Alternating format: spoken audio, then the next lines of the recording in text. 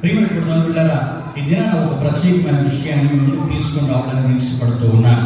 2 కొరింథీ పత్రిక 5:17 అంటాడు, కాగా ఎవడైనను క్రీస్తునందు ఉన్న ఎడల అని మాట్లాడుతూ ఉన్నాడు. ఇక్కడ ఒక ప్రశ్న నేను ముందుకు వెళ్తాను.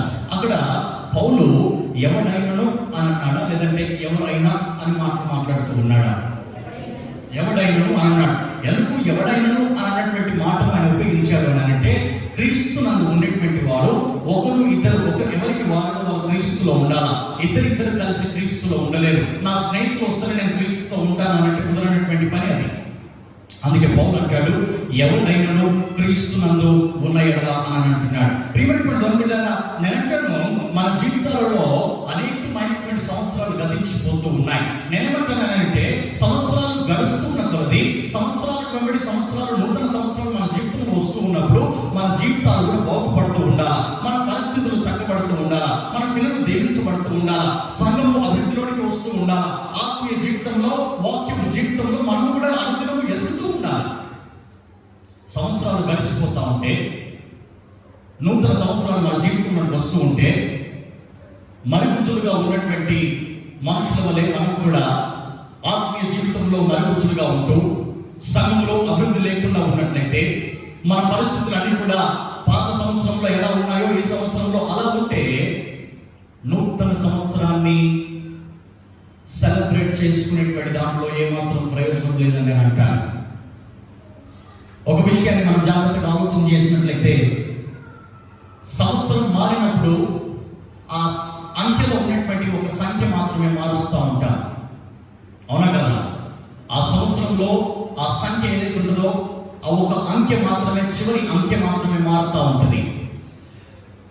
కానీ ఈ మార్చినటువంటి అంకె వల్ల, ఈ మారినటువంటి సంవత్సరం వల్ల మన జీవితాలకు ఎలాంటి ప్రయోజనం ఉండదు.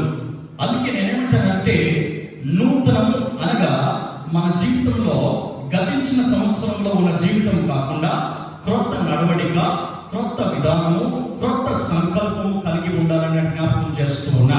క్రొత్త నడవడిక, క్రొత్త సంకల్పము, క్రొత్త విధానం లేకపోతే మన జీవితాలు పాత జీవితాల్లోనే ఉంటాయి. మన జీవితాల్లో క్రొత్తదనం అనేటువంటిది ఏమాత్రం ఉండదు.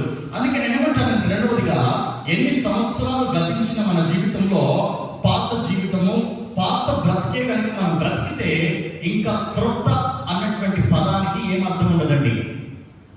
ఎంతమందికి అర్థమైంది? ఎంతమందికి అర్థమైంది? మళ్ళీ చెప్తూ ఉన్నా, మన జీవితంలో ఎన్ని సంవత్సరాలు గతించినా పాత జీవితము, పాత బ్రతికే కనుక మనం బ్రతికితే ఇంకా క్రొత్త అన్న పదానికి మన జీవితంలో ఏమాత్రము అర్థము ఉండదని జ్ఞాపకం చేస్తూ ఉన్నా. ఎందుకు ఏమాత్రం అర్థం ఉండదు? ఎందుకు ఏమాత్రం అర్థం ఉండదని అంటే, 2020 సంవత్సరంలో ఉన్నటువంటి బ్రతుకు మార్చబడాలా, 2020 సంవత్సరంలో ఉన్నటువంటి నడవడిక మార్చబడాలా, 2020 సంవత్సరంలో ఉన్నటువంటి విధానం మార్చబడాలి, 2020 సంవత్సరంలో ఉన్నటువంటి 2019 సంవత్సరంలో ఉన్నటువంటి 2015 సంవత్సరంలో ఉన్నటువంటి గతించిన సంవత్సరంలో ఉన్నటువంటి నడవడిక మన జీవితంలో నూతనం చేయబడుతూ ఉండాలి. అందుకే బైబిల్లో పౌలు అంటాడు, ప్రతి దినము మిమ్మును మీరు పరిశుద్ధపరచుకోండి అంటాడు. మీ అంతఃపురుషుడు మీలో చచ్చిపోకుండా మీరు చూసుకోండి అంటాడు. ఎవరి జీవితంలోనైతే అంతఃపురుషుడు చనిపోతాడో, ఎవరి జీవితంలోనైతే క్రీస్తు అనేటువంటి వ్యక్తి వారి జీవితంలో లేకుండా చచ్చినటువంటి వారిగా వారు ఉంటారో, వారి జీవితంలో నూతనమైనటువంటి క్రియలు ఏది కూడా వారు జరగడానికి వారు ఇష్టపడరు. వారి జీవితంలో ఎలాంటి నూతన కార్యాలు కూడా వారు చూడడానికి వారి జీవితంలో దేవుడు వారికి తాగునివ్వడు. అందుకే నేను అంటాను, సంవత్సరాలు గతించడం ఇంపార్టెంట్ కాదు, కానీ సంవత్సరాలు గతించిన కొలది, దినాలు మార్చబడుతూ ఉన్న కొలది, మనం కూడా మన జీవితంలో కూడా, మన సంఘంలో కూడా అభివృద్ధిని మనం చూస్తూ ఉండాలి, క్రొత్తదనాన్ని మనం చూస్తూ ఉండాలి. అప్పుడు మాత్రమే క్రొత్త సంవత్సరము, క్రొత్త అన్న పదానికి అర్థాన్ని దేవుడు మన జీవితంలో కలిగిస్తూ ఉంటాడు. హల్లెలూయా, హల్లెలూయా, హల్లెలూయా, హల్లెలూయా. ఉన్నట్టే ఉండని దర్శనం అన్నది చెప్తాను. ఉన్నట్టే ఉన్నాడయ్యా మందిరంలో, కానీ నాలో ఏం జీవం లేదు అని వాళ్ళు చెప్తాను. హల్లెలూయా. వాళ్ళు మారదిగా ఆల్రెడీ 2021 వచ్చినాం, మొదటి రోజు అయిపోయింది, రెండో రోజు అయిపోయింది, మూడో రోజు సగం వచ్చినాం. ఇక వాళ్ళు మనతో పాటు కదా మళ్ళీ చెప్తూ ఉన్నాను, ఉన్నట్టుగానే ఉన్నాను కానీ ప్రభు సన్నిధానంలో నేను చచ్చినట్టుగా ఉన్నానని చెప్తాం. హల్లెలూయా. వాళ్ళు మారు. పిల్లరా, ఎందుకు నేను మీకు విషయాన్ని జ్ఞాపకం చేస్తూ ఉన్నానంటే, క్రొత్త సంవత్సరంలో ప్రభువు మన స్థితిగతులను మార్చడానికి ఆయన ఇష్టపడుతూ ఉన్నటువంటి దేవుడు, మన పరిస్థితిని మార్చడానికి ఆయన ఇష్టపడుతూ ఉన్నటువంటి దేవుడు. చూడండి, కొత్త సంవత్సరంలో ఆయన ఇస్తూ ఉన్నటువంటి విషయాన్ని ఏంటో నేను మీకు జ్ఞాపకం చేస్తాను. ఎహెజ్కేలు గ్రంథం 36 మనం జ్ఞాపకం చేసుకున్నట్లయితే, అక్కడ పోయిన సంవత్సరంలో దేవుడు మనకు వాగ్దానం చేశాడు. 30వ తారీఖున దేవుడు మనతో వాగ్దానం చేశాడు. 31వ తారీఖున దేవుడు మనతో వాగ్దానం చేశాడు. ఈ దినాన్ని మనం దాని లోతులోనికి వెళ్ళి దాని లోతును మనము పరిశోధించాలని, దాని లోతును మనం తెలుసుకోవాలని మనం ఇష్టపడుతూ ఉన్నాం. ఎహెజ్కేలు గ్రంథము 36 మనం జ్ఞాపకం చేసుకుందాం. నూతన హృదయము మీకు ఇచ్చడం చాలండి. మొదటిది, ఆయన మనకేమి ఇవ్వబోతూ ఉన్నాడు 2021 సంవత్సరంలో అని అంటే, నూతన హృదయాన్ని దేవుడు మనకి ఇవ్వబోతూ ఉన్నాడు. హల్లెలూయా, హల్లెలూయా, హల్లెలూయా. ఏంటి నూతన హృదయము? అందుకే దావీదు 51వ కీర్తన 10వ వచనంలో అంటాడు ఆయన. చూడండి ఒకసారి, నూతన హృదయము మన జీవితంలోకి వస్తే ఏం జరుగుతుందో జ్ఞాపకం చేస్తాడు. 51వ కీర్తన 10వ వచనాన్ని మనం జ్ఞాపకం చేసుకుందాం. దేవా, నా యందు శుద్ధ హృదయము కలుగ చేయము, నా అంతరంగములలో స్థిరమైన మనసు నూతనముగా పుట్టించుము. హల్లెలూయా, హల్లెలూయా, హల్లెలూయా. ప్రియమైన నూతన హృదయము మన జీవితంలో ఉన్నట్లయితే, నూతన హృదయం దేవుడు మనకు అనుగ్రహించినట్లయితే, నూతన హృదయం ద్వారా దేవుడు మన జీవితంలో చేయబోతున్నటువంటి కార్యం ఏంటంటే, నూతన హృదయం కలిగినటువంటి వారికి స్థిరత్వాన్ని దేవుడు ఇవ్వబోతూ ఉన్నాడు. హల్లెలూయా. గట్టిగా చప్పట్లు కొట్టి దేవుని కొడతాను. హల్లెలూయా. మొదటిది, ఆయన నూతన హృదయాన్ని మనకి ఇచ్చడం ద్వారా మన జీవితంలో మనకు కలిగించబోతున్నటువంటి విషయం ఏంటిగా అంటే, దేవుని ఎడల, ఆయన భక్తి ఎడల, వాక్యం ఎడల, ఆరాధన ఎడల, సంఘము ఎడల దేవుడు స్థిరత్వాన్ని కలిగించబోతూ ఉన్నాడు. ఇంతకు నేను ప్రకటన చదివాను కదా, యూపీఎఫ్ వాళ్ళు అనుకుంటాను. మూల అంశము స్థిరమైన మనస్సు కలిగి ఉండడము అనేటువంటి మూల వాక్యం మనం జ్ఞాపకం చేసుకున్నాం. పరిశుద్ధాత్మ దేవుడు ఎప్పుడు మనం జ్ఞాపకం చేసినా మినిమం ఇద్దరితో మనం జ్ఞాపకం చేస్తూ ఉంటాడు. అందుకే ఈ దినాన పరిశుద్ధాత్మ దేవుడు మనతో మాట్లాడుతూ ఉన్నాడని మనం గ్రహించవలసిందిగా ప్రభువుగారు మీకు జ్ఞాపకం చేస్తూ ఉన్నాడు. మొదటిది, ఆయన మనకు నూతన హృదయాన్ని దేవుడు ఇవ్వబోతూ ఉన్నాడు. నూతన హృదయం ద్వారా, నూతన హృదయము దేవుని మీద స్థిరత్వాన్ని మన జీవితంలో ఏర్పరచబోతూ ఉంది. ఎవరి మీద స్థిరత్వాన్ని? ఎవరి మీద స్థిరత్వాన్ని? స్థిరమైనటువంటి జీవితము కనుక మనలో లేకపోతే అస్థిరమైనటువంటి పరిస్థితులు మన జీవితంలో ఎదుర్కొంటాం. మళ్ళీ చెప్తూ ఉన్నాను, స్థిరమైన జీవితం మనకు లేకపోతే అస్థిరమైన పరిస్థితులు మన జీవితంలో ఎదుర్కొంటాం. కొన్నిసార్లు మనుషులతో మాట్లాడుతూ ఉంటే అంటే, అబ్బా, నేను అనుకోనటువంటి పరిస్థితి నా జీవితంలో చూశానంట. పెద్దలు తెలిసి మాట, నేను ఎప్పుడు కూడా అనుకోలేదండి, నేను ఎప్పుడు కూడా తలంచలేదండి, అనుకోనటువంటి ఒక భయంకరమైన పరిస్థితి నా జీవితంలో చూశానంట. ఎందుకు తెలుసా? స్థిరత్వం కనుక నీ జీవితంలో లేకపోతే అస్థిరమైనటువంటి పరిస్థితులను ఎదుర్కొంటాం. ఇది మొదటిది. రెండవది జ్ఞాపకం చేస్తూ ఉన్నాను. అదే ఎహెజ్కేలు గ్రంథము 36 వచనాన్ని మనం చదువుతాం. నూతన హృదయం మీకు ఇచ్చేదను, నూతన స్వభావము మీకు కలుగజేసేదను. రాతి గుండె మీలో నుండి తీసివేసి మాంసపు గుండెను మీకు ఇచ్చేదను. నా ఆత్మను మీ నుంచి నా కట్టలను అనుసరించు వారికి గాను, నా విధులను గైకొను వారికి గాను మిమ్మల్ని చేసేదను. ప్రియమైన బిడ్డలారా, రెండవదిగా దేవుడు మన జీవితంలో ఈ సంవత్సరం ఏమిపోతున్నాడు అని అంటే, నూతన స్వభావాన్ని దేవుడు ఇవ్వబోతూ ఉన్నాడు. స్వభావము అనగా దాని ఇంగ్లీష్ లో క్యారెక్టర్ అంటారు, లేదంటే తెలుగులో మనం ఇంకొక పదం చెప్పుకోవాలంటే లక్షణాలు అని అంటారు. ఏదైనా మనిషి గురించి మనం చెప్తా ఉంటే, ఏదైనా మనిషి గురించి మనం మాట్లాడేదంటే వారికి ఉన్నటువంటి మంచి చెడు లక్షణాలను మనం కన్సిడరేషన్ తీసుకొని వారి గురించి మనం చెప్తూ ఉంటాం. మనిషి ఎలాంటి వాడు చెప్పాలి అని అంటే, మనిషికి ఉన్నటువంటి లక్షణాలు కావాలా. అదే లక్షణాలను మనం గ్రాంధికంగా మనం ఆలోచన చేసినట్లయితే దాని స్వభావము అని అంటారు. ఏంటది? స్వభావము. ప్రియమైన స్వభావము ఒక వ్యక్తిని తేటగా సూచించేటువంటిది. ఒక వ్యక్తిని తేటగా సూచించే చూపించేటువంటిది. స్వభావము ఒక వ్యక్తిని తేటగా వ్యక్తపరిచేటువంటిది. స్వభావము ఒక వ్యక్తిని తేటగా చూపించేటువంటిది. స్వభావము మనిషి యొక్క లక్షణాలను బట్టి మనిషిని గురించి తెలియజేసేటువంటిది. ఏం తెలియజేస్తుంది మనిషిని గురించి? ఏం తెలియజేస్తుంది మనిషిని గురించి? స్వభావము. ఇక్కడ నేను ఒక నిమిషం ఆగి ఒక చిన్న క్లారిఫికేషన్ మీకు ఇచ్చి నేను ముందుకు వెళ్తాను. ప్రియమైనటువంటి బిడ్డలారా, దేవుడు ఎలాంటి వాడు అనంటే ఏం చెప్తారు మీరు? దేవుడు ఎలాంటి వాడు అంటే ఏం చెప్తారు మీరు? చెప్పాలి. హలో హలో చలో చలో రైట్. దేవుడు ఎలాంటి వాడు అంటే ఏం చెప్తారు మీరు? ఇంకా ఇంకా ఎవరికి వాళ్ళు చెప్పండి, మీకు తెలిసింది. దేవుడు ఎలాంటి వాడు మీకు తెలిసింది చెప్పండి. మనిషివాడు. ఇంకా తింగాలే మొదటి వారముగా అంతద్దు కొంచెం చాలు. రైట్. దేవుడు ఎలాంటి వాడు? కరుణామయుడు, మనిషివాడు, ఇంకా ప్రేమామయుడు, దయామయుడు, కృపామయుడు, నమ్మదగిన వాడు, వెరీ గుడ్, నీతిమంతుడు, పరిశుద్ధుడు. ఎందుకు దేవుడి గురించి ఎవరు చెడ్డాలని చెప్పట్లేదు? Very good. ఆ మాట కోసం వెయిట్ చేస్తున్నాను. ఆత్మీయ జీవితంలో కొంచెం లోతుగా వెళ్ళేటువంటి వారికి ఇలాంటి పదాలు వస్తాయి. దేవుడు మంచివాడు, దేవుడు కృపామయుడు, దేవుడు శాంతిమూర్తి, దేవుడు అత్యంతమైనటువంటి దేవుడు, దేవుడు ఆ విశాలముగా కరుణను కటాక్షంలో కలిగినటువంటి దేవుడు. అయినప్పటికీ కూడా దేవుడు భయంకరమైనటువంటి దేవుడు. ఆయన భయంకరమైనటువంటి దేవుడు ఎవరి ఎడల అయ్యానంటే, ఎవరైతే చెడు నడుస్తూ ఉన్నారో వారి ఎడల ఆయన భీకరుడుగా ఉన్నటువంటి దేవుడు ఆయన. హల్లెలూయా హల్లెలూయా. ఫర్ ఎగ్జాంపుల్, మనల్ని గురించి మనం చెప్పాలి అంటే ఏమని చెప్తారు? ఎహేవాడు మంచోడు అంతే అంటారు. అంతే, ఒక్కటే మాట. మనకి మళ్ళీ రావిగా. నన్ను బహుశా పోయిన వారము ఒక యవనస్తుడు నా దగ్గరికి వచ్చి ఒక మాటను అడిగాడు.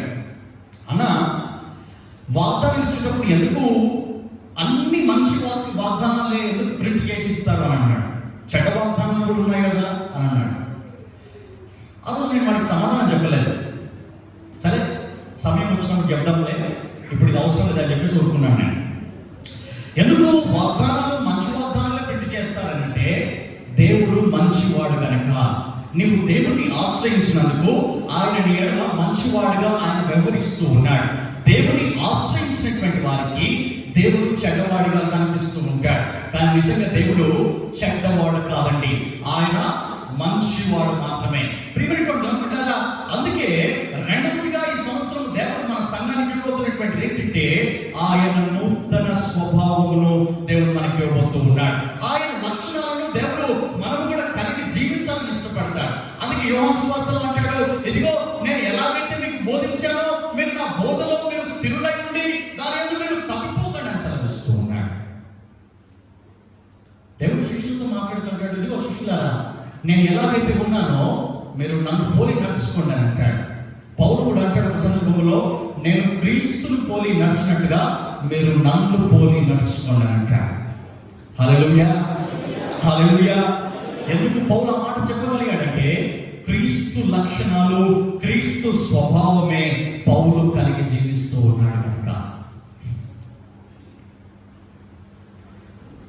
చూడండి ఒకసారి, మనము ఈ నూతన స్వభావం అంటే ఏంటంటే, ఇది ఎలా మనము దేవుణ్ణి పొందుకోగలమంటే, బైబిల్ని జాగ్రత్తగా మనం ఆలోచన చేసినట్లయితే, క్రొత్త స్వభావము లేదంటే నూతన హృదయము, నూతన స్వభావము కేవలము పశ్చాత్తాపము వల్ల మాత్రమే మనిషి జీవితంలో అవి కలగబడతాయి. దేని ద్వారా? పశ్చాత్తాప పడట ద్వారా మాత్రమే. పశ్చాత్తాపం అనగా, నీవెప్పుడైతే పశ్చాత్తాప పడతావో నీ కన్నులు చెమ్మగిల్లిపోవాలా, నీ కన్నులకు నూతన దృష్టి దేవుడు కలిగిస్తూ ఉంటాడు. అందుకే అపొస్తలుడైనటువంటి పౌలు దమస్కు మార్గంగా ఆయన గురువు మీద వెళ్తా ఉంటే, ఎప్పుడైతే దేవుడు తనను దర్శించాడో ఆయన కళ్ళు చెమ్మగిల్లిపోయాయి. దేవుడిని పౌలు చూడలేకపోయాడు. నూతన స్వభావము మనిషి జీవితంలో ఏమి చేయాలి అని అంటే, దేవుడి యొక్క లక్షణాలను మన జీవితంలో జీవితంలోనికి తీసుకొని రావాలా. దేవుని యొక్క నడవడికను మన జీవితంలోనికి మనం తీసుకొని రావాలా. అంతేగాని పాత జీవితంలో పాత సంవత్సరంలో ఉన్నటువంటి అదే స్వభావం కొత్త సంవత్సరంలో ఉన్నట్లయితే క్రొత్త అన్న పదానికి ఏమాత్రం అర్థము నీ జీవితంలో ఉండదు. అందుకే గలతీయులకు రాసిన పత్రిక 5వ అధ్యాయము 16వ వచనాన్ని ఒకసారి మనం జ్ఞాపకం చేసుకున్నాం. అక్కడ కొన్ని లక్షణాలను దేవుడు చూపిస్తూ ఉన్నాడు. గలతీయులకు రాసిన పత్రిక 5వ అధ్యాయం 16వ వచనాన్ని మనం చూద్దాం. ఆత్మానుసారముగా నడుచుకోనండి. చాలండి. హల్లెలూయా, హల్లెలూయా, హల్లెలూయా, హల్లెలూయా, హల్లెలూయా. నిద్రపోయేటప్పుడు చెప్తాం హల్లెలూయా. వాళ్ళు మారయ్యా. మీరేం ఊరికే మాట్లాడంటే వాళ్ళు మారయ్యా. వాళ్ళు మనంత షార్ప్ కాదు. వాళ్ళు మనకున్నంత జ్ఞానం వాళ్ళకి లేకుండా పోతుంది. హల్లెలూయా, హల్లెలూయా. నిద్రపోయేటప్పుడు చెప్తాం హల్లెలూయా అని వాళ్ళు మారయ్యా. ప్రియమైన దేవులారా, గలతీయులకు పౌలు అంటాడు రాస్తూ, నేను చెప్పినదేమనగా ఆత్మానుసారముగా మీరు నడుచుకోవాలంటున్నాడు. ఎప్పుడు మనం ఆత్మానుసారంగా నడుచుకోగలము? ఎప్పుడైతే మనలో దేవుని యొక్క స్వభావం కలిగి మనం జీవిస్తామో అప్పుడు మాత్రమే మనం ఆత్మానుసారంగా మనం నడుచుకోవడానికి వీలవుతుంది. ఇప్పుడు దాన్ని కంటిన్యూషన్ చేద్దాం. తిరిగి మన 16వ వచనాన్ని. అప్పుడు మీరు శరీరేచ్ఛను నెరవేర్చరు. హల్లెలూయా, హల్లెలూయా, హల్లెలూయా, హల్లెలూయా. వెంటనే చెప్తాం హల్లెలూయా. చిన్న చేపలు చెప్తాం హల్లెలూయా. ఆయన పేరు చెప్పాడే తిరగబోయాడు. ప్రియమైన ఎందుకు పౌలు గలతీయులకు ఆత్మానుసారంగా నడుచుకోండి అని సెలవిస్తూ ఉన్నాడంటే, ఎవరైతే క్రీస్తు ఆత్మను కలిగి నడుచుకుంటారో వారి జీవితంలో శరీరము చెప్పేటువంటి దానిని వారు వినరు.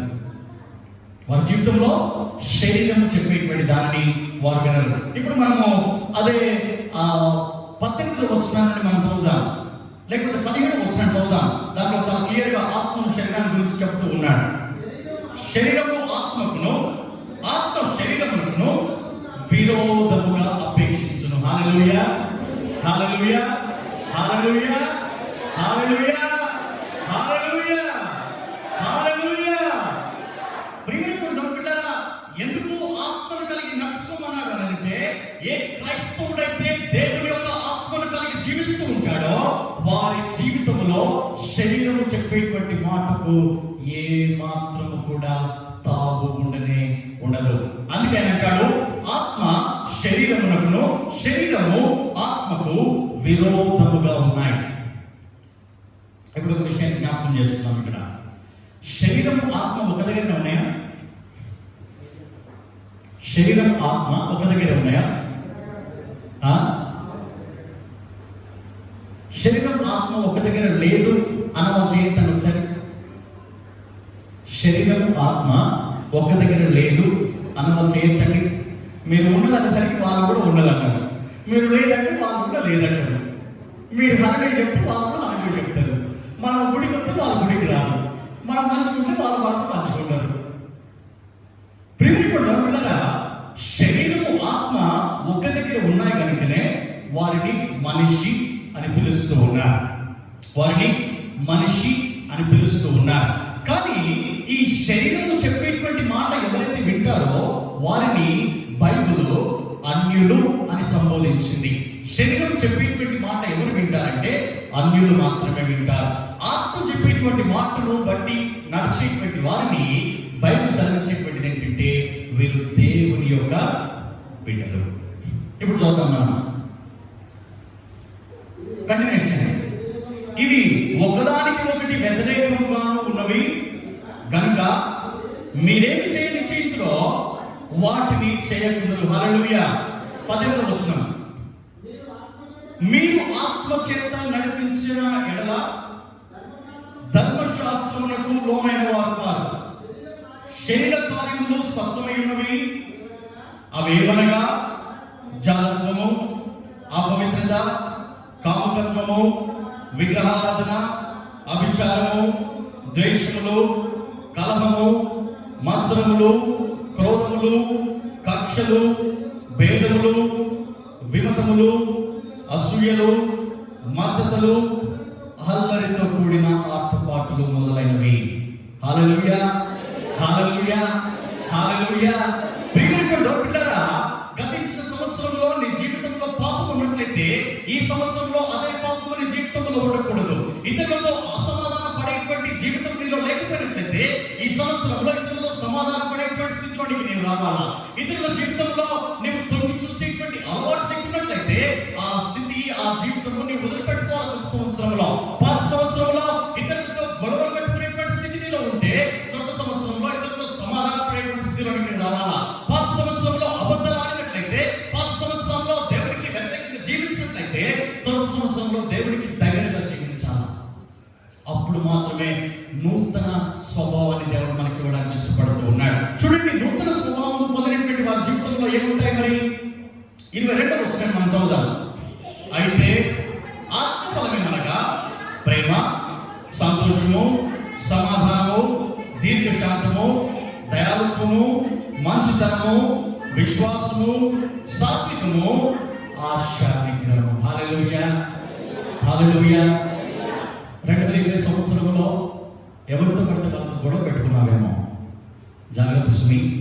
గొడవ చేసేటువంటి మనుషుల జీవితంలో దేవుడు ఉండనే. నీ దగ్గరికి బిషప్లు వచ్చి ప్రార్థన చేయండి, నీ దగ్గరికి పాల్సమర్స్ వచ్చి ప్రార్థన చేయండి, దేవుడు మీలో చెడ్డ మాటలు మాట్లాడేటువంటి వాళ్ళ జీవితంలో దేవుడు. అందుకే దీని గురించి మనం ఇంకా లోతులోకి వెళ్తే ఆయన చాలా జాగ్రత్తగా అంటాడు, వెలుగు చీకటికి మనము వెలుగు వారమై ఉన్నామని అంటాడు. ప్రియమైన బిడ్డలారా, నూతన స్వభావం కలుగుట ద్వారా దేవుణ్ణి, నిన్ను బట్టి నీ దేవుణ్ణి సూచించేటువంటిది నూతన స్వభావము. నూతన హృదయం దేవుడు మనకి ఇచ్చడం ద్వారా మన జీవితంలో ఏమవుతుందంటే స్థిరత్వాన్ని దేవుడు మన జీవితంలో కలిగిస్తూ ఉన్నాడు. నూతన స్వభావాన్ని మనం పొందుకుంటే దాని వల్ల మన జీవితంలో కలిగేటువంటిది ఏంటంటే నూతన స్వభావమును బట్టి నీ దేవుణ్ణి నీవు సూచిస్తూ ఉన్నటువంటి వ్యక్తిని. దేవుని దగ్గర ప్రేమ ఉంది, దేవుని దగ్గర సమాధానం ఉంది, దేవుని దగ్గర శాంతి ఉంది, దేవుని దగ్గర మర్యాద ఉంది, దేవునితో సమాధానం పడేటువంటి ఉంది, దేవుని దగ్గర విశ్వాసం ఉంది, దేవుని దగ్గర సాత్వికం ఉంది, దేవుని దగ్గర ఆశా నిగ్రహం కూడా ఉంది. అందుకే మీకు జ్ఞాపకం చేశాను కదా, మండల క్రిస్మస్ అప్పుడు చాలా పెద్ద గొడవ జరిగింది. అందరు పాస్టర్లే, అందరు సీనియర్ పాస్టర్లే. ఎందుకు గొడవ? బట్టల గురించి గొడవ. నాకు కావాలంటే నాకు కావాలి, నాకు కావాలంటే నాకు కావాలి.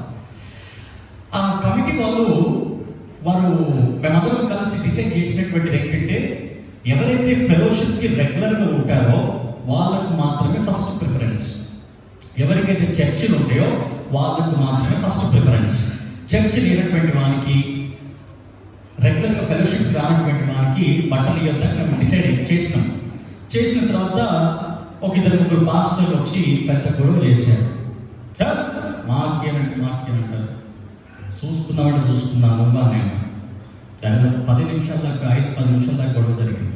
నేను 5 నిమిషాలు సైలెంట్గా కూర్చొని 5 నిమిషాల తర్వాత లేచి నిలబడి, నాకంటే పెద్దవాళ్ళు వెంటనే లేచి గదిలించిన, మీరు పాస్టర్లు, మీరు ఒక కథ ఏంటిదండి మీరు చేసేది? మీరు చర్చలో బోధించేది ఏంటి? మీరు చేసేది ఏంటి? ఒకరితో ఒకరికి సమాధానం లేదు, ఒకరితో ఒకరు ప్రేమగా మాట్లాడుకోలేదు, ఒకరిని ఒకరు హెచ్చరించుకోలేదు. ఎట్లా అండి మన ద్వారా దేవుడు మహిమపరచబడేది? ప్రియమైనటువంటి పిల్లరా, అందుకే ఈ సంవత్సరం దేవుడు మనకు రెండవదిగా అనుగ్రహించబోతున్నటువంటిది ఏంటంటే ఆయన నూతన స్వభావమును మనకు కలిగించబోతూ ఉన్నాడు. ఒకసారి మనం కీర్తన 86వ కీర్తన 11వ వచనాన్ని మనం జ్ఞాపకం చేసుకుందాం. అక్కడ ఒక విషయాన్ని దావీదు భక్తుడు సెలవిస్తూ ఉన్నాడు. కీర్తన 86వ కీర్తన 11వ వచనం. యెహోవా, నేను నీ సత్యమును అనుసరించి నడుచుకున్నట్లు నీ మార్గమును నాకు బోధించుము, నీ నామమునకు భయపడినట్లు. హల్లెలూయా, హల్లెలూయా, హల్లెలూయా. ఏం కావాలంటున్నాడు దావీదు? నీ నామమునకు భయపడినట్లు నా హృదయమునకు ఏక దృష్టి కలుగజేయుము. నూతన స్వభావం ఏం చేస్తుంది మన జీవితంలో అంటే అది ఏక దృష్టిని మన జీవితంలో కలిగించబోతుంది. మూడో విషయాన్ని నేను జ్ఞాపకం చేసి ముగిస్తాను. యోహాను సువార్త 5వ అధ్యాయము 5వ వచనాన్ని ఒకసారి మనం జ్ఞాపకం చేసుకుందాం.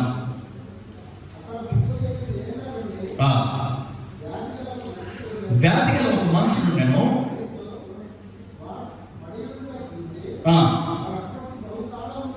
బహుకాలం నుండి ఆ స్థితిలో ఉన్నాడని ఎరిగి స్వస్థపడబోతున్నావా అని వారిని అడిగాను. ప్రియమైనటువంటి దేవులారా, మూడవది, ఈ సంవత్సరము నీకు, నీ కుటుంబానికి, నీ సంఘానికి దేవుడు ఇవ్వబోతున్నటువంటి వాగ్దానం ఏంటంటే నిర్జీవమైనటువంటి దానిని దేవుడు ఈ సంవత్సరం జీవింపచేయబోతూ ఉన్నాడు. హల్లెలూయా. నమ్మినటువంటి వారి గట్టి హల్లెలూయా చెప్దాం. హల్లెలూయా, హల్లెలూయా. ఇక్కడ ఒక విషయాన్ని నేను జ్ఞాపకం చేయడానికి ఇష్టపడుతూ ఉన్నాను. యోహాను సువార్త 5వ అధ్యాయం మనం ఆలోచన చేసినట్లయితే అక్కడ ఒక ఊరు కనిపిస్తూ ఉంది. దాని పేరు బెతెస్దా. అది హెబ్రీ భాష నుండి తీయబడినటువంటి పదం అని మనం పైనటువంటి వచనాలను మనం చూస్తూ ఉన్నాం. బెతెస్దా అనగా కరుణా గృహము. ఏంటండి బెతెస్దా అనగా? బెతెస్దా అనగా కరుణా గృహము. అందుకే బైబిల్లో ఒకసారి మనం ఆలోచన చేసినట్లయితే భక్తుడు అంటాడు, ప్రభువా నీవు కనికరముతో చెలింపగా అనేక మంది స్వస్థత పడిరి అంటాడు. నీవు కనికరముతో చెలింపగా అనేక మంది స్వస్థత పడిరి అంటాడు. కాబట్టి బెతెస్దా గురించినటువంటి విషయాన్ని మనం జ్ఞాపకం చేసుకుంటే బెతెస్దా అనగా అది కరుణ గృహము. అంత మాత్రమే కాదు ప్రియమైనటువంటి పిల్లరా, ఇక్కడ 1 నుండి 9 వచనాల వరకు మనం చూసినట్లయితే అక్కడ ఒక 38 సంవత్సరాలుగా వాడు ఎలాంటి ప్రయోజనం లేకుండా వ్యాధితో బాధించబడుతూ ఆ కోనేటి దగ్గర వాడు ఉన్నాడు. ఎన్ని సంవత్సరాలు పడి ఉన్నాడు వాడు? 38 సంవత్సరాలుగా. 38 సంవత్సరాలు అంటే దాదాపు 60% జీవితం అయిపోయినట్టు ఎప్పటికీ. అంతేనా కాదు? 38 సంవత్సరాలు అంటే దాదాపు 60 సంవత్సరాల జీవితం అయిపోయినట్టే. ఇక్కడ యేసు ప్రభు ఆ వ్యాధి కలిగినటువంటి వాళ్ళ దగ్గరికి వచ్చి అంటాడు, ఇదిగో నేను స్వస్థపడడానికి ఇష్టపడుతూ ఉన్నాను అని అంటాడు. అయ్యా నేను స్వస్థపడడానికి ఇష్టపడుతూ ఉన్నాను, కానీ ఇదిగో దేవదూత వచ్చి ఈ కోనేటి నీటిని కదిలించినప్పుడు నన్ను ఎవరు కూడా తీసుకుని వెళ్ళి దాంట్లో ముంచేటువంటి వారు లేరు అంటాడు వాడు. కానీ ఇక్కడ ఒక ప్రశ్న మనం ఆలోచన చేయాలా. వాడు ఆల్రెడీ వ్యాధి కలిగినటువంటి వాడు. పైన మనం జ్ఞాపకం చేసుకున్నట్లయితే వారిని ఎవరో ఒక ఇద్దరు అక్కడ తీసుకుని వచ్చి దించినట్టుగా మనం చూస్తాం. కానీ ఆ కోనేటి దగ్గరికి వచ్చి, బెతెస్దా అనేటువంటి కోనేటి దగ్గరికి వచ్చి అనేక మంది స్వస్థపరచబడి వెళ్తూ ఉన్నారు.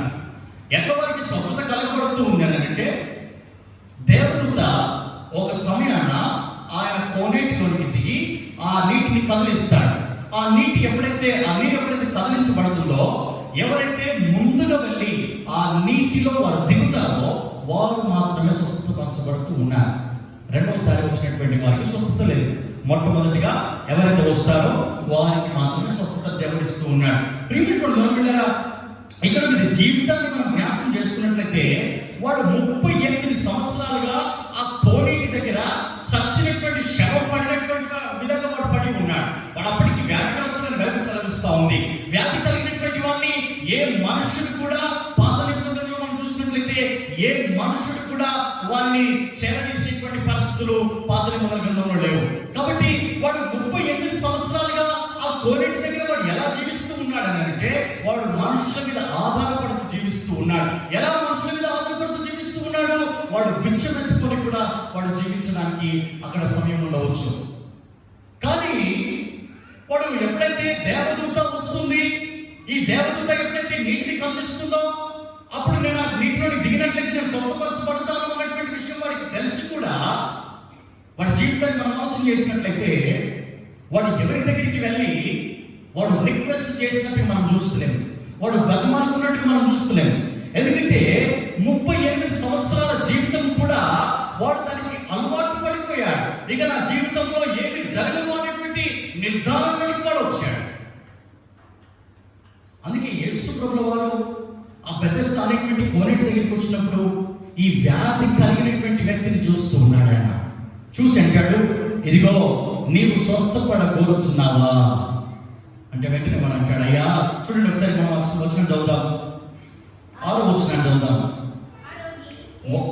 యేసు వాడు పడిన చూచి వాడప్పటికి బహుకాలం నుండి ఆ స్థితిలో ఉన్నాడని ఎరిగి స్వస్థపడగోరుచున్నావా అని వారిని అడుగుగా ఆ రోగి, అయ్యా నీళ్లు కదిలింపబడినప్పుడు నన్ను కోనేటిలోనికి దించుటకు నాకు ఎవడును లేడు కనుక నేను వచ్చినందులో మరి ఒకడు నాకంటే ముందుగా దిగునని ఆయనకు ఉత్తరమిచ్చాను. హల్లెలూయా, హల్లెలూయా. ప్రియమైన అనుకుంటారా, అందుకే 3వదిగా మీకు జ్ఞాపకం చేశాను, నిర్జీవమైనటువంటి దానిని దేవుడు ఈ సంవత్సరం నుండి మీ జీవితాలలో ఈ సంఘంలో ఆయన జీవింపగలజేయబోతూ ఉన్నాడు. హల్లెలూయా, హల్లెలూయా. ప్రియమైన వాడి జీవితంలో జరిగినటువంటి విషయం ఏంటంటే, ఎప్పుడైతే యేసు ప్రభువు వారు వాడిని అడిగాడో వాడు వెంటనే అంటున్నాడు, అయ్యా నన్ను కోనేటిలోనికి దింపడానికి నాకు ఎవరు లేరు, కానీ నేను ఎప్పుడైతే దేవుడితో వచ్చి కోనేటి నీటిని అది కదిలిస్తూ ఉందో నేను అక్కడికి వెళ్ళి స్వస్థపడాలని వెళ్ళినప్పుడు నాకంటే ముందుగా ఇంకొక వచ్చి స్వస్థపడుతూ ఉన్నా. కాబట్టి రెండవసారి వెళ్ళినటువంటి వాడికి తిరిగి మళ్ళీ స్వస్థత కలగట్లేదు. మళ్ళా వాడికి స్వస్థత కలగాలి అంటే మళ్ళీ దేవదూత కావాలి, మళ్ళీ ఆ కోనేటి నీటిని ఆ దేవదూత కదిలించాలి, అప్పుడు మాత్రమే వీడు వెళ్ళి ఆ కోనేటిలో పొందాలి. ప్రియమైనటువంటి బిడ్డలారా, నీ జీవితము నిర్జీవమైనటువంటిదిగా నీవు అనుకుంటూ ఉన్నావేమో, నీ జీవితంలో ఎన్ని సంవత్సరాలు ప్రార్థన చేసిన దేవుడు వినట్లేదు అనుకుంటూ ఉన్నావేమో, నేను ఎందుకు ఇంత భక్తిగా ఉన్నా కూడా నా జీవితం ఎందుకు పనికిరానటువంటిదిగా ఉంటుందని అనుకుంటున్నావేమో, దేవుని సేవకుని ఒక మాట చెప్పనీయండి. ఇది నేను మీకు ఒక నిరీక్షణ కలిగించడానికి ఇష్టపడుతూ ఉన్నాను. నీ జీవితం అంతా కొడితే, నీ యవన ప్రాయం అంతా కొడితే 20,000 సంవత్సరాలు దాటలేదు కావచ్చు, కానీ భవిష్యత్తు గురించినటువంటి ఆలోచన, కుటుంబాన్ని గురించినటువంటి ఆలోచన, పిల్లల గురించినటువంటి ఆలోచన నేను కృంగదీస్తూ ఉండవచ్చు, నీకు అవిశ్వాసాన్ని కలిగిస్తూ ఉండవచ్చు. కానీ బెతెస్దా అనేటువంటి కోనేటి దగ్గర 38 సంవత్సరాలుగా పడి ఉన్నటువంటి వాడు ఒకే ఒక్క నిమిషంలో వాడు స్వస్థతపరచబడ్డాడు. నీ జీవితంలో నీకున్నటువంటి నిరీక్షణ నీవు కోల్పోయినట్లయితే, నీకున్నటువంటి విశ్వాసం నీవు కోల్పోయినట్లయితే, నీ బ్రతుకులో ఏమీ మార్పు చెందకుండా అదే జీవితాన్ని జీవిస్తూ ఉంటా. నీ ప్రియమైనటువంటి దేవులారా, నేను ఒక విషయాన్ని మీకు చాలా స్పష్టంగా తెలియజేసేటువంటి ప్రయత్నం చేయడానికి ఇష్టపడుతూ ఉన్నాను. నీ జీవితం ఎందుకు పనికిరాదనుకుంటూ ఉన్నావేమో, నా బ్రతుకులో ఏది దేవుడు చేయట్లేదు అనుకుంటూ ఉన్నావేమో, కానీ దేవుడు నీకోసం ఆల్రెడీ ఒక ప్లాన్ తీసి పెట్టాడు. ఆయన నీకోసం ఒక నిర్ణయాన్ని, ఒక భవిష్యత్తును దేవుడు నీకోసం కలిగి ఉన్నటువంటి వాడు ఆయన. దయచేసి ప్రభు పేరట మీ జ్ఞాపకం చేస్తూ ఉన్నాను. 2 సంవత్సరాలు ప్రార్థన చేసావా? 5 సంవత్సరాలు ప్రార్థన చేసావా? 10 సంవత్సరాలు ప్రార్థన చేసావా? ఏమి జరగట్లేదని అనుకుంటుంటే జాగ్రత్త. 38 సంవత్సరాలుగా స్వస్థత కోసము నిరీక్షణ కలిగినటువంటి ఒక వ్యక్తిని మీరు జ్ఞాపకం చేసుకోండి. వాడి జీవితం కూడా ఎందుకు పనికిరానటువంటిది, వాడిని ఎవరు కూడా మనుషుల దగ్గరికి వచ్చి మాట్లాడేటువంటి స్థితి కూడా వాళ్ళ జీవితంలో లేకుండా ఉంది. 38 సంవత్సరాలుగా వాడు బిచ్చమెత్తుకుంటూ బ్రతికినట్టుగా మనం చూస్తూ ఉన్నాం. అయినప్పటికీ ఎప్పుడైతే యేసు ప్రభుల వారు వచ్చారో నిర్జీవమైనటువంటి వాని బతుకును దేవుడు జీవింపజేశాడు. నీ పరిస్థితి, నీ వ్యాపారము, నీ ఉద్యోగంలో ఎలాంటి ఎదుగుదల లేదనుకుంటూ ఉన్నావేమో, ఎలాంటి అభివృద్ధి లేదనుకుంటూ ఉన్నావేమో, అయ్యో నా యవ్వన జీవితంలో నేను అనుకున్నది సాధించలేకపోతూ ఉన్నాను అనుకుంటున్నావేమో, మీకు ఒక నిరీక్షణ నేను చూపించి ముగిస్తాను. ప్రకటన గ్రంథం 21వ అధ్యాయం 4-5 వచనాలు చదువుకొని మనం ముగించుకుందాం.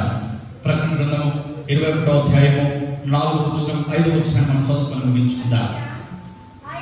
ఆయన వారి కనుల ప్రతి బాష్పు బిందువును తుడిచి వేయును, మరణమైనా ఉండదు, దుఃఖమైనను, ఏర్పైనను, వేదనైనను ఇక ఉండదు.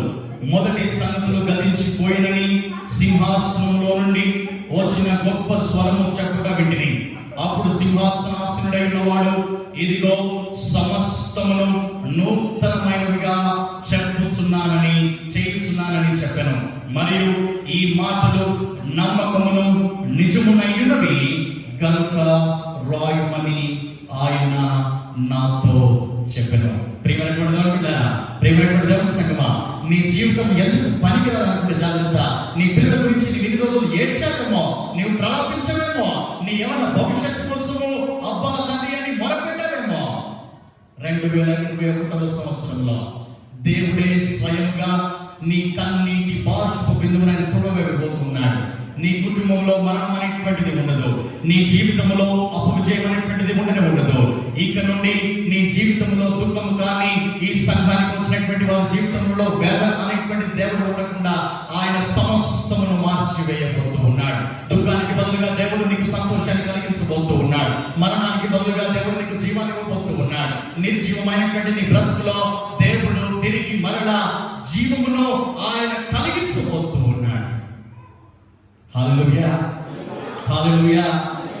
ఎప్పుడు వచ్చా నూతన హృదయాన్ని నీవు పొందుకున్నప్పుడు, నూతన స్వభావాన్ని నీవు కలిగి జీవించినప్పుడు ఆయన మూడవదిగా చేయబోతున్నటువంటి విషయం ఏంటంటే, నిర్జీవమైనటువంటి దాన్ని దేవుడు నీ జీవితంలో జీవింప చేయబోతూ ఉన్నాడు. ఒక విషయాన్ని నేను జ్ఞాపకం చేసి ముగిస్తూ ఉన్నాను. ప్రియమైన పిల్లరా, మీకు పిల్లల విషయంలో బెంగ మీరు పెట్టుకుంటున్నారేమో, నీ భవిష్యత్తు విషయంలో బెంగ నువ్వు పెట్టుకుంటున్నావేమో, నీకున్నటువంటి కుటుంబ పరిస్థితులు నిన్ను కృంగదీస్తూ ఉన్నాయేమో. అయితే నీ నిరీక్షణ నువ్వు కోల్పోకు. సంతానం కోసము నువ్వు ప్రలాపిస్తూ ఉన్నావేమో, నీ నిరీక్షణ నువ్వు కోల్పోకు. దేవుడు నీ గర్భఫలాన్ని పుట్టబోతూ ఉన్నాడు. దేవుడు నీ పిల్లలను దీవించబోతూ ఉన్నాడు. దేవుడు నీ దుఃఖాన్ని తుడిచివేయబోతూ ఉన్నాడు. నీ ప్రతి బాష్ప బిందువుని ఆయనే స్వయంగా నీ దగ్గరికి వచ్చి, నా కుమార్తె, నా కుమారుడా, దయచేసి నువ్వు ఏడవద్దని నీ కన్నీటిని ఆయన తుడిచివేయబోతూ ఉన్నాడు. నీ జీవితంలో మరణకరమైనటువంటి ఏ వార్త కూడా ఉండకుండా దేవుడు సమస్తమును నీ కోసము నూతనంగా చేస్తూ, దేవుడు సమస్తమును నీ కోసము నూతనంగా మారుస్తూ జీవమును నీ కుటుంబంలో దేవుడు ఉంచును గాక. తల ఉంచి కళ్ళు మూసుకున్నానా? సమస్తమైన నూతన ఆశీర్వాదములతో దేవుడు మనలో మన సంఘాన్ని దీవించి ఆశీర్వదించును గాక. తల ఉంచి కళ్ళు మూసుకున్నా ఒక నిమిషం దేవుని సహాయం కొరకు మన మెదలు చూద్దాం. ప్రియమైనటువంటి బిడ్డారా, ప్రియమైనటువంటి బిడ్డారా, నీ జీవితంలో నూతన హృదయం నీకుందా? నూతన హృదయాన్ని పొందుకున్నట్లయితే నూతన హృదయం ద్వారా నీ జీవితంలో స్థిరత్వాన్ని దేవుడు కలిగించబోతూ ఉన్నాడు. నూతన స్వభావం నీ బ్రతుకులు ఉన్నట్లయితే నూతన స్వభావము అది నేను ఏం చేస్తూ ఉన్నాయా అంటే, నూతన స్వభావము నువ్వు ఎలాంటివో, నీ దేవుడు ఎలాంటి వాడో నీ జీవితాన్ని బట్టి అది చూపించబోతూ ఉన్నాడు. స్థిరమైన దృష్టి నూతన స్వభావం ద్వారా దేవుడు కలిగించబోతూ ఉన్నాడు. చివరి విషయము, నిర్జీవమైనటువంటి నీ బ్రతుకులో దేవుడు జీవితాన్ని అనుగ్రహించబోతూ ఉన్నాడు. నీవు నమ్మినట్లయితే సరిగ్గా మోకరించేటువంటి ప్రయత్నం చేస్తావా? సరిగ్గా మోకరించంటావా? ప్రభువా, నిర్జీవమైనటువంటి ఇదిగో ప్రభువా, ఈ జీవితంలో మీరు జీవితాన్ని ప్రసాదించేటువంటి దేవుడు అని నీ పాదాల చెంతకు నేను వస్తూ ఉన్నాను అనుకుంటాను. అబ్బా తండ్రి, నిర్జీవమైనటువంటి నా బ్రతుకు నాయన, నిర్జీవమైనటువంటి నా జీవితము ప్రభువా ఇప్పుడే జీవింపబడనుగాక. ఇప్పుడో ప్రభువా ఇదిగో దీవించబడనుగాక తండ్రి. ఇప్పుడే ఇదిగో క్రీస్తులో ఉన్నటువంటి జీవము నాలోనికి, నా కుటుంబంలోనికి, నా సంఘంలోనికి, నా పిల్లల భవిష్యత్తులోనికి వచ్చునుగాక. నువ్వు నమ్ముతున్నావా? ప్రియమైనటువంటి నిర్జీవమైనటువంటి దానిని దేవుడు నీ జీవితంలో చేయబోతూ ఉన్నాడు. ఎంత గొప్ప దేవుడు నాయన, ఎంత గొప్ప దేవుడు అమ్మా. ప్రియమైనటువంటి బిడ్డారా, ఆయన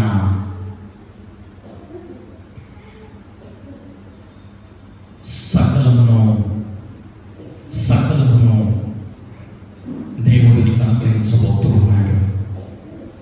అందుకే మొన్నటి దినాన్ని ఆయన సంఘంతో ఆయన వాగ్దానం చేస్తూ అన్నాడు, రహస్యంగా దాచి ఉంచినటువంటి ధనాన్ని నేను మీకు అనుగ్రహించబోతూ ఉన్నాను.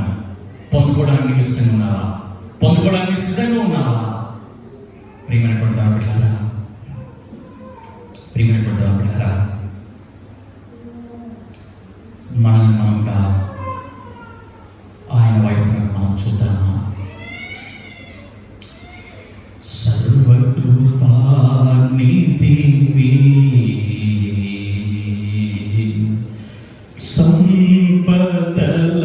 సంపదలగనివి సకలము సకలము సకలము సకలము చేయగలని వైపేనా కన్నులెత్తి చూచెదా సకలము చేయగలని వైపేనా కన్నులెత్తి చూచెదా కొండల వైపు నా కన్నులెత్తి కొదువతో నేను కుమిలెదన్నా కొదువతో నేను కుమిలెదన్నా. అందరూ కలిసి అందామా? కొండల వైపు నా కన్నులెత్తి కొదువతో నేను కుమిలెదన్నా. అందరూ కలిసి అందాం. కొదువతో నేను కుమిలెదన్నా. కలవరపడినే కొండల వైపు నా కన్నులెత్తి చూచెదా. మహాగణానికి స్తోత్రములు వందనాలు చెల్లిస్తున్నా. ప్రత్యేకించిన ఆయన నీ దాసులో నుండి ఎన్నడూ వినటువంటి వాక్యాన్ని వినిపించారు అయ్యా. నీ ఆత్మ అయ్యా ప్రభా నన్ను తాకడం నేను గమనిస్తూ ఉన్నాను తండ్రి. నీకు స్తోత్రాలు అయ్యా. మీరు అంటున్నారు నూతన హృదయంలో నేను మీకు ఇవ్వబోతూ ఉన్నాను, నూతన స్వభావాన్ని నేను మీకు ఇవ్వబోతూ ఉన్నాను అన్నాను. నూతన హృదయం ద్వారా దేవుని మీద స్థిరత్వాన్ని, నూతన తన స్వభావం ద్వారా ఏక దృష్టి కలిగి జీవించడానికి వీలవుతూ ఉంది. కాబట్టి నాయన ఇదిగో నాకు నూతన హృదయం కావాలని ఎంతమంది అడుగుతూ ఉన్నారు. ప్రభా నూతన హృదయాన్ని వారికి అనుగ్రహించండి, నూతన స్వభావాన్ని వారికి అనుగ్రహించండి. అదే విధంగా నాయన మూడవది విరక్షిస్తున్నారు, నిర్జీవమైనటువంటి దానిని నీ జీవితంలో, ఈ సంఘానికి వచ్చినటువంటి ప్రతి ఒక్కరి జీవితంలో, ఇదిగో ఈ సంఘ బిడ్డలకు, ఈ సంఘానికి నిర్జీవమైనటువంటి ప్రతి దానిని తిరిగి మరలా నేను జీవింప చేయబోతున్నాను వాగ్దానం చేసిన దేవా. అయ్యా నా జీవితం కూడా ఎందుకు పనికిరాదని భావిస్తూ ఉన్నటువంటి నా జీవితంలో జీవాన్ని మీరు అనుగ్రహించండి నాయన. అయ్యా కృంగిపోతున్నటువంటి నన్ను మీరు లేవనెత్తండి తండ్రి. నీకు స్తోత్రాలు అబ్బా తండ్రి. నాతో మాతో మీరు మాట్లాడిన విధానాన్ని బట్టి నీకు స్తోత్రాలు నాయన. మీ వాక్యం వింటా ఉంటే నా జీవితం కదిలించబడుతూ ఉంది. మీ మాటలు వింటా ఉంటే దేవుడే నాతో స్వయంగా మాట్లాడినట్టుగా కనిపిస్తుంది నాయన. అబ్బా ఈ వాక్యం ఇప్పుడే ప్రతి ఒక్క హృదయంలో నాటబడి దీవించబడగా ప్రార్థిస్తుంది. ఈ సంఘములో ఈ వాక్యము నెరవేర్చబడగా తండ్రి. ఎవరైతే నమ్ముతూ ఉంటారో ప్రత్యేకించి మీకు ఆయపడిన స్థానికి సమర్పిస్తూ ఉన్నారు. నీ బిడ్డలు మీరు జ్ఞాపకం చేసుకొని, నీ బిడ్డలు మీరు దర్శించి, నిర్జీవమైనటువంటి సంవత్సరం మా జీవితం నుండి తీసివేసి ప్రభా ఈ 2021 సంవత్సరము మా జీవితంలో ప్రభా జీవము వెంబడి జీవము కలగబడదుగా అని ప్రార్థిస్తూ నీ సంఘము నిర్జీవమైనటువంటి దానిలో నుండి ఇప్పుడే జీవించేటువంటి సంఘముగా దీవించబడుదుగా అని ప్రార్థిస్తూ మమ్మను మేముగా తగ్గించుకుంటూ మీ నామాన్ని హెచ్చిస్తూ మా అందరితో సూటిగా స్పష్టంగా మాట్లాడినటువంటి దేవా నీకే స్తుతి స్తోత్రములు చెల్లించుకుంటూ నాలో నుండి నీ బిడ్డలను దర్శించుకున్న మీకు వందనాలు చెల్లించుకుంటూ యేసు అతి శ్రేష్టమైన దివ్యమైన నామములో మా విశ్వాసముల కర్త దాన్ని కొనసాగించువాడినైనా యేసు వైపునకు చూస్తూ ప్రార్థించి పొందుకొని ఉన్నాను తండ్రి. ఆమేన్.